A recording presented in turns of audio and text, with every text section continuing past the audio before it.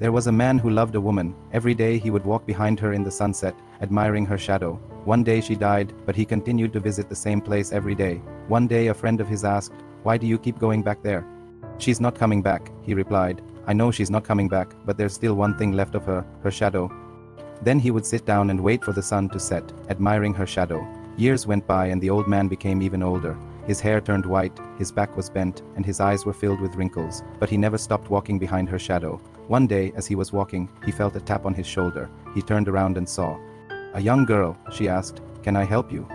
"I'm sorry," he said, "but I'm waiting for my wife's shadow." The girl looked at him and then at the ground. "But sir," she said, "the shadow's gone." He looked at her and then at the ground. For the first time in years, he noticed that the shadow he had been following for all this time wasn't his wifey's shadow. It was the shadow of a little girl. He looked up at the sky and realized that he had made a mistake. He had spent so much time in the past that he hadn't noticed the change. He had mistaken the shadow of this little girl for the shadow of his beloved wife. He apologized to the girl and asked her why she was sitting in the sand. "I'm waiting for my mother," she said.